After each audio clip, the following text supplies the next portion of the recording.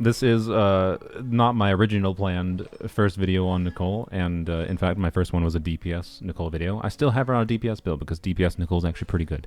But I want to make a video yapping about Nicole constellations because I have I acquired a couple. So one, I want to explain how that happened. I think these constellations will have a significant effect for my enjoyment of how I play Genshin. Nicole is a character that is balanced, even with her C0 kit in a way. Is a character kit that I always wanted. So I want to emphasize very heavily before yapping about these because there's going to be a lot of like things that could be construed as me glazing constellations, and I don't want anyone to come away from this being like, oh, you have to get a Nicole cons for Nicole to be a good character. That's not what I'm saying.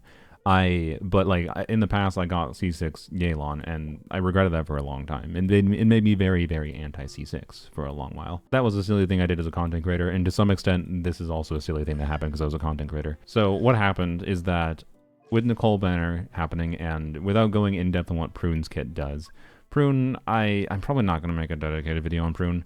I streamed me testing her constellations. But I originally wanted her C6 because I was like, okay, this is a character, her C6 is pretty good. She gives an attack buff at C6, and she has a really weird kit with a lot of different conjunction requirements that I don't feel like taking the time to explain. She was very much made to only specifically work fully with Varka or Venti, but mostly made for Varka. I actually found her surprisingly She basically at C6 was competitive with C6 Farazan, and that's like cool, and maybe you can play both of them together to some extent, but like that's, I expected her to be better than C6 Farazan for Venti, and even be a potentially strong, compelling teammate for DPS Lonyan. Turns out that wasn't really the case. She does interesting things, like I don't regret it per se, but and particularly because like I like Varka a lot.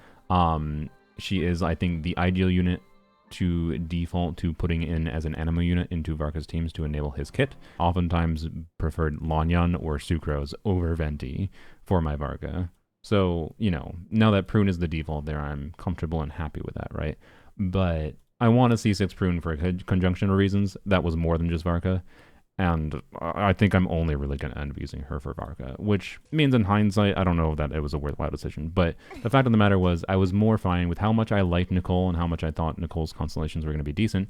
I was fine with just being like, okay, whatever, I'll spend the money to get the C6 4-star. And the fact of the matter is, I expected to be able to get constellations on Nicole along the way of getting the C6 4-star, right?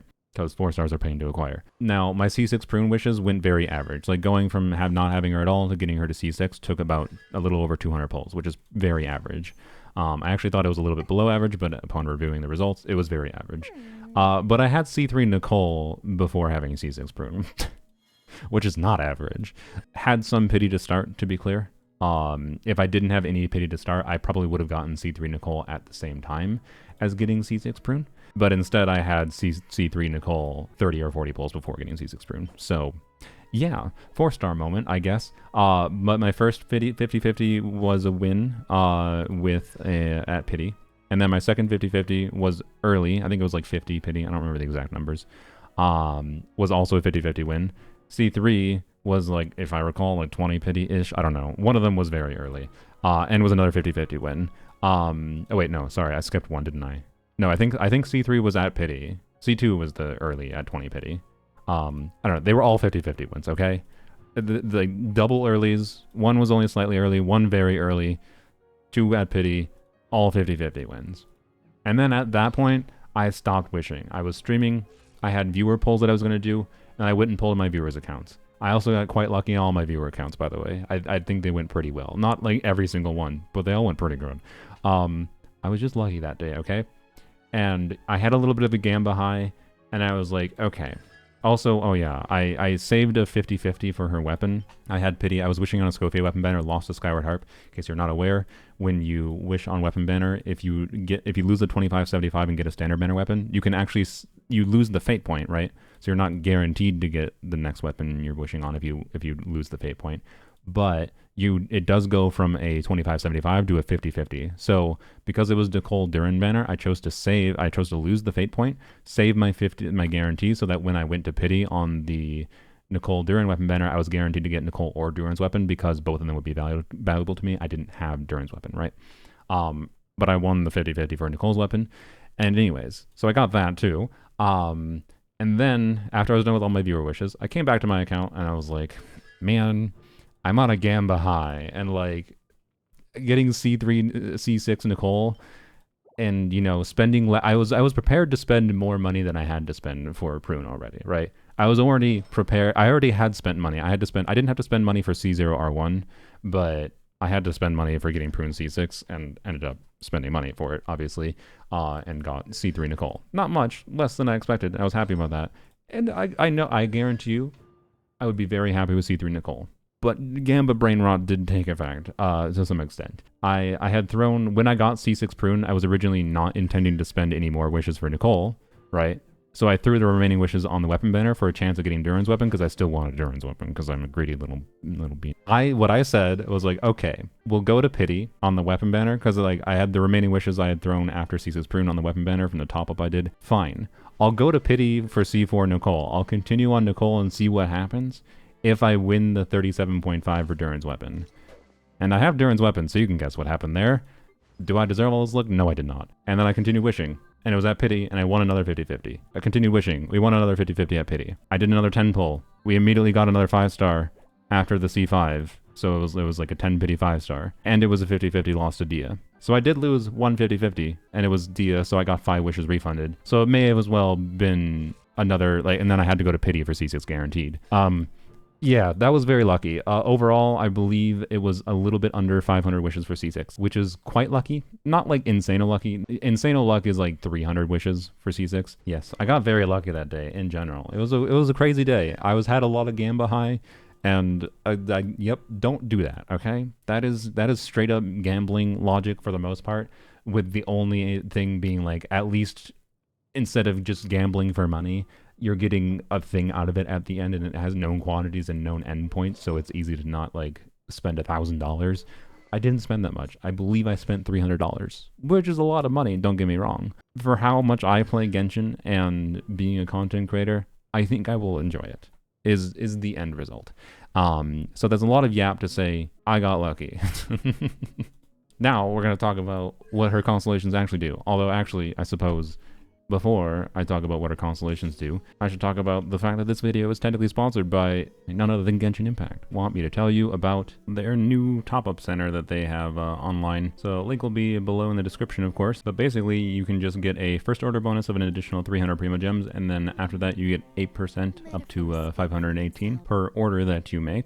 This is, again, directly through Hoyoverse, right? So yeah, that's basically all they asked for, and I don't know what to tell you other than like, this is what I used when I did my Nicole pulls. The prices might be different, you know, for wherever you live, right? And this is of course in USD because that's where I live. Also means if you happen to be traveling, prices should be different, but no matter what though, the bonus Primo Gems that you can get should be the same. And when you get them, by the way, they will just show up in the mail here. So I don't know, I don't really see a reason why you wouldn't at least use that top-up center instead of buying in-game. When you're buying like your Welkins and Battle Pass, right? So there you go.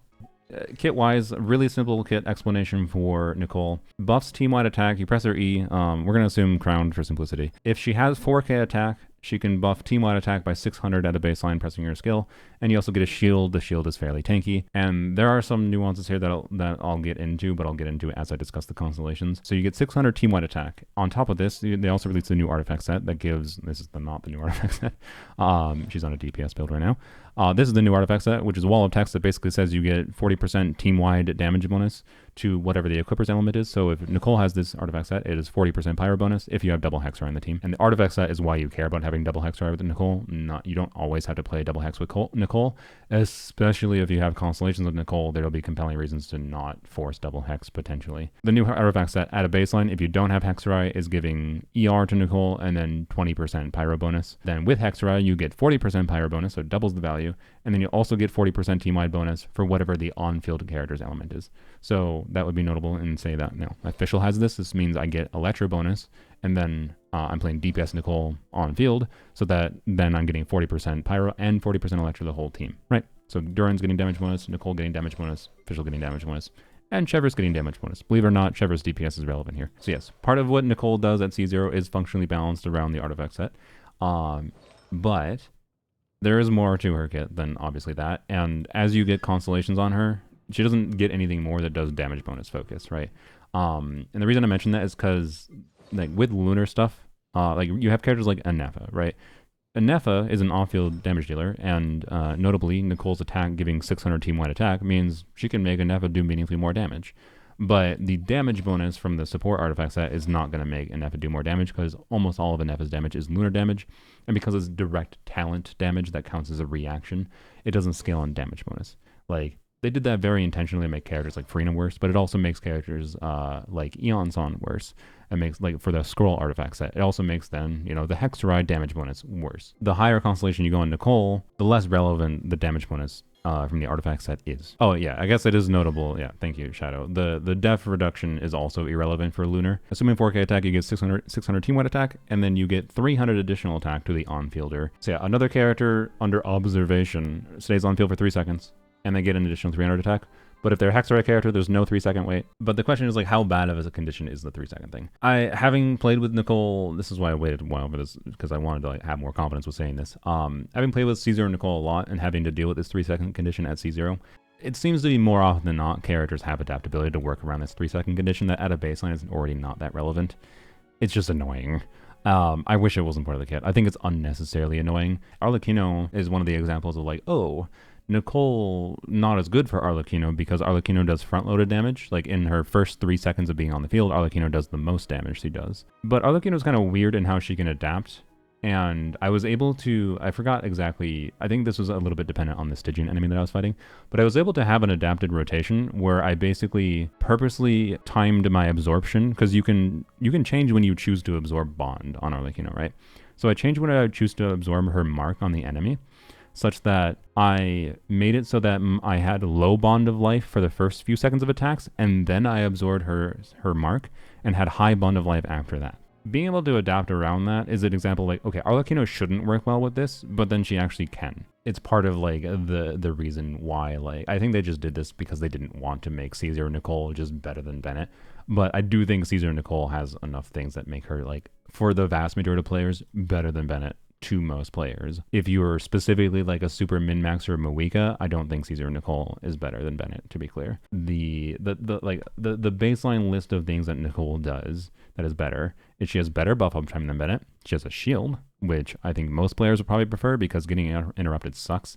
Like in practice, like I really like Genshin's gameplay without a shield because I like having to dodge. Having to dodge is a DPS downgrade, and this game, like for clearing endgame content, is very time-based. Like, shields are functionally DPS upgrades, even if you're someone like me who doesn't like shields and likes challenging yourself not to playing with shields. They're a DPS upgrade, functionally, in practice most of the time. But it's not going to show up in a spreadsheet. It's not going to show up against the damage dummy, yo.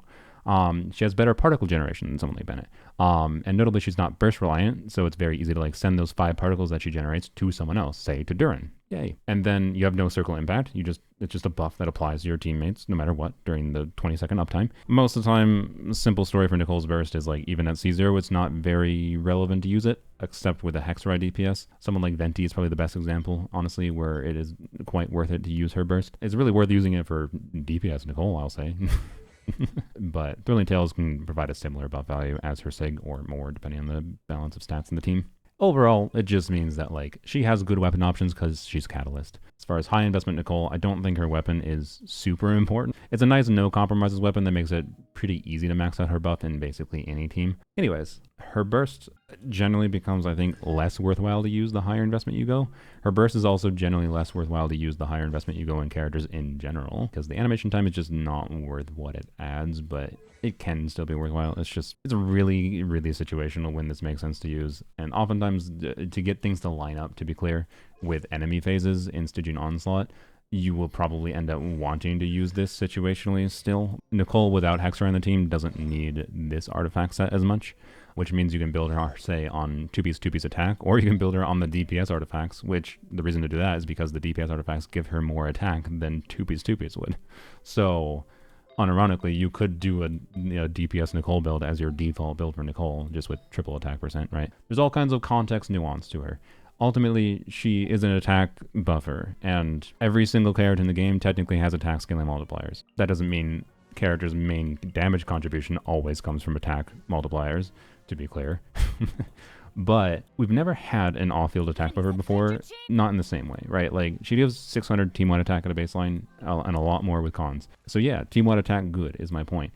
It enables, you know, characters like Yai, like Emily, to all be a lot better. It means that, like, mark my words, Nicole will randomly show up as a, not necessarily always a best in slot in characters' teams in the future, but a compelling alternative to, like, basically being not that much worse or very similar to best in slot. And there'll be situations where it makes sense to slot in Nicole just because you need Pyro to fulfill some random enemy mechanic condition or whatever. And she's not like 100% better than Bennett. She doesn't give an infusion. Like Bennett C6 is quite good and situationally really nice to have. She doesn't self-apply Pyro, so you can't like do easy like burst infusions. You can't do like the Jean Bennett combo for self-pyro application, and that matters for someone like Longyon gameplay, actually. I would say for most average players, C0 Nicole is generically significantly better than even a fully invested Bennett. But her relationship at C0 is that for hyper carry team formats, she is not as good as Bennett. And the best example of that would be Mawika, right? Mawika is a character you build almost fully around just amplifying her damage as much as possible. You don't care as much about the other characters doing damage in the team. Therefore, Nicole giving a damage buff to your off-fielders isn't exactly relevant, right? But her cons do change that. But I'm glad that they balance her in a way that she's not a need to have. But if you wanted literally, objectively, always Big Bennett, that's Nicole's Constellations. And so 17 years into this video, we're now getting into Nicole's Constellations and why I think I'll be happy having them. First, I'm going to shout out, we'll have these videos in the description. So this is a video from the legendary Bote. The important thing here is the relative increase though. C0 Duran, C0 Nicole, you got 180k DPS. Like what the actual, what a, okay. And you might be like, oh, the build was insane. No, the build wasn't that good. It was fine. C1 Nicole was a fairly sizable upgrade. And then C2 Nicole was a significantly more sizable upgrade. But yeah, this like 10, maybe a bit higher percent increase, and then, you know, 20% plus increase is kind of what I would expect from like C1, C2 Nicole. DHC, who does the, you know, whale showcases, made a video that's like, oh, C6 Nicole changed everything. And this is with C6 R5 on everyone, so this is giga whale investment, right? But the relative increases, like C6 Nicole changing, like being randomly best in slot for every single like attack scaling focused team in the game is going to be the case even if you don't have C6 Mawika. If you have C0 Mawika and C6 Nicole, C6 Nicole is still going to uplift Mawika a lot. To be clear, if your priority is specifically just to increase Mawika's damage, you shouldn't just prioritize Nicole's cons. But the story of Nicole's cons is that she benefits a million different characters, right? So, and Mualani. Yeah, that's true. There's weird crap like that. That was a weird one. But like that is part of the point though, is that like Nicole's Constellations can make her sneakily be a very relevant teammate basically always. So yeah, see what, oh yeah, I didn't mention, so her burst buff is kind of like a flat buff, but it's a separate instance of damage. I have an alarm going off. I have D&D now. Oh my god. I gotta tell my friends I'm gonna be late. Guys, this is why I want to make unedited videos. This is why I can't make unedited videos. Like, I just yap too much, bruh. Anyways, C1, you know, yeah, 10-ish, whatever, a little bit more, maybe percent damage increase. Technically, this does a little bit more with a Hexride DPS again, because it does scale with her Hexride passive, as far as I'm aware. So that's why, like, Venti gets a little bit more value from it. But you do not need to burst with this. In fact, you don't even need to skill. It just happens, which means the timing of when these are triggering is a little weird. It means that character that's spending like 12 seconds on field should usually be triggering 2 of these, so it's an additional 1200% motion value at baseline. Once I realized that this did not have a burst damage component, I like this constellation a lot more. I don't like it as much as something like C1 Duran, personally. But Duran has more stat needs that, in theory, reduces the value of C1 Duran, but you also just build more attack on Duran. I still like C1 Duran more. Like, as far as Duran versus, like, Nicole cons go, like, C1 versus C1, C2 versus C2, exactly which is better is going to depend on the specific team. I like C1 and C2 Duran's like neutral value more, whereas Nicole's cons have more like conditionality to how relevant they are, I think. For long-term value, I think going past C2, Nicole has more relevance. The reason I say that is because, I don't know, I like that Nicole is just pure buffer. Like all she's doing is juicing the stats with cons on some other characters. So if you want to do the DPS Kirara to the maximum damage potential, I assure you Nicole C6 is that's what it'll do. And probably disgustingly large numbers even on her cat box form, so I'll be able to meow enemies to death and it'll be really funny.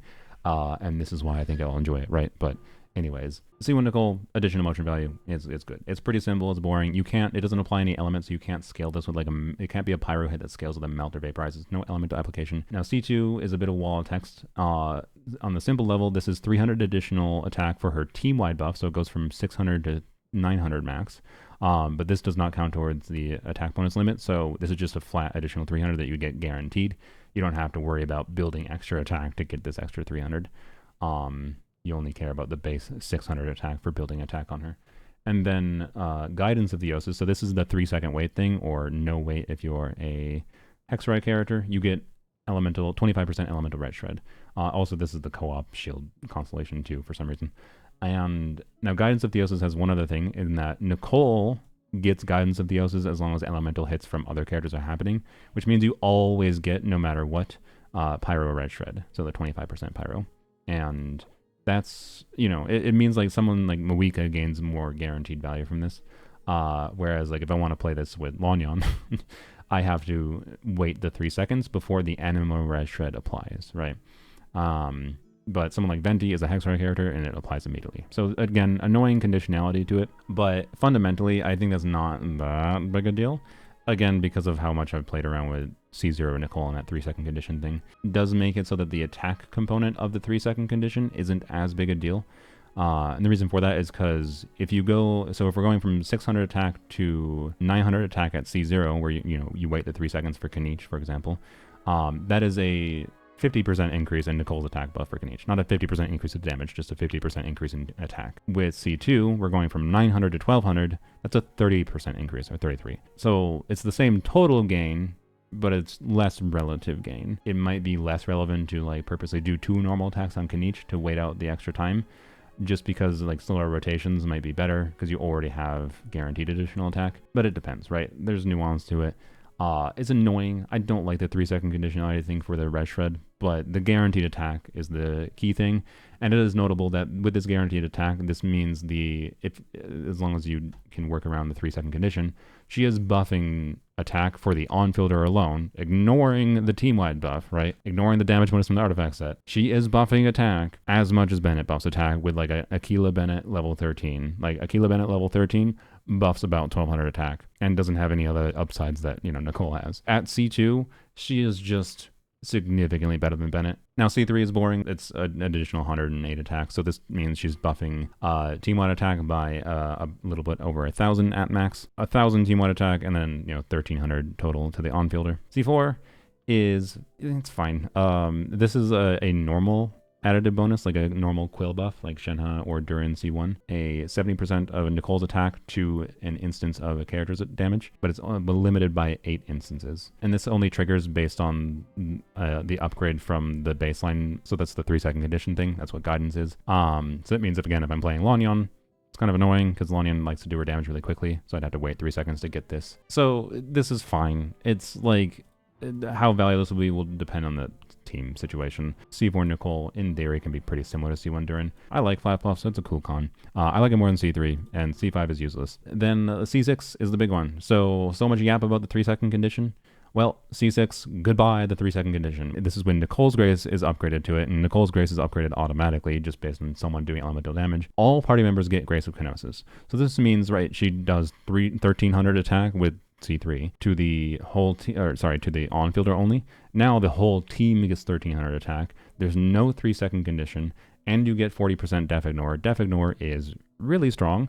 It doesn't do anything for like lunar DPSs, or future gimmicks do the same thing, but like most characters in the game don't ignore defense. So again, like if you're already at C6 Nicole, the conjunction of the red shred and the attack buff means she's still going to be like making Anefa do way bigger numbers, even if the C6 def shred is not doing anything. And there's another important component of converting to guidance. Yes, Shadow just mentioned it in the chat. The red shred from C2. So normally, right, if I'm playing a team, let's say you're playing a triple element team, Emily, Fischl, Clarin, Nicole, Duran. The red shred is only to the active character and then Nicole's pyro red shred. So you're always getting pyro red shred and then always getting red shred of the on-field character, assuming they have guidance. But this gives guidance to everybody. So this is immediately 25% red shred for the whole team. So this means for triple element teams, like with Emily, Emily is now getting 25% Dendro red shred, when she otherwise wouldn't have been in that team. That's really strong. And then the def ignore, like, I got very lucky getting C6, but like, C6 Nicole is no compromises,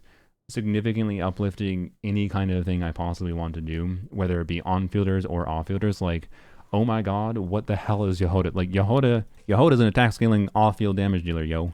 And also she really needs a shield on the team. Oh, I wonder what character does that. Shielding and attack buffing. Yehoda's gonna do disgusting off-field damage with Nicole on the team. I look forward to making Yehoda do something disgusting. We'll do full cat girl team or something. I don't know. Yehoda and Kirara together. You might be, why not? Honestly, like that's like the kind of the point of Nicole constellations. Why not when you have Nicole C6? Like, I like doing shenanigans in Genshin Impact, and for a long while, the biggest victim, like I like Stygian, the biggest victim of the current balance of Genshin to me has been, like, Abyss has become a lot harder as they've released stronger and stronger characters, and it's become a lot more team restrictive, such that, like, I used to be able to bring something like, you know, a meme team into Abyss and, like, with some effort clear. Now it's, like, generally speaking, impossible unless I bring a disgustingly overpowered team on one side. And, like, yeah, you can do things like, oh, do Columbina and Nefa plus whatever character, but Columbina and Nefa aren't really, for the most part, buffing the on-field characters much.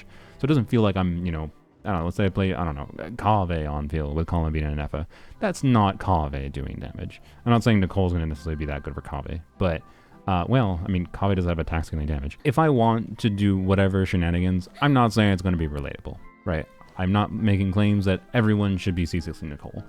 But for how I enjoy this game, Nicole will allow me to not only, you know, have basically infinite freedom to do almost whatever I want with clearing an Abyss with shenanigans. It will probably let me do those same shenanigans and clear Stygian Onslaught with ease, and will probably even let me clear dire bosses with ease in some cases. But I don't know. That's kind of it. I don't think I'm going to regret it. I think they are perfect for me and the kind of player I am. There's no reality where they are perfect for every single player, no matter what, right? It is not efficient use of your real-world money resources or your in-game Primogem resources to just immediately watch me yap and glaze something and wish for C6 Nicole. Please don't. I do think that their best bet, though, to be clear, use Nicole without going hyper investment on her. See how she impacts different teams you play over the next, I don't know, 6 months to a year, however long it takes her to get a rerun. In that time, you can, like, use Nicole on enough different teams and you can think about, how would more attack, how would removing the 3-second condition thing, how would res shred, how would C1 affect this team's damage performance? Would I enjoy just amping the damage more? If the answer is yes, maybe it is worth it to you. But, like, again, Genshin has so much content that can be enjoyed without even engaging with the combat, and you can enjoy the game's combat and the mechanics without having to pull for constellations. It's just the constellations of Nicole can enable you to maybe just play more of the characters you like in more of the content that you want to clear, and it can be more fun. Like, I don't know. I think it'll be more fun. I like playing the video game to have fun. Crazy.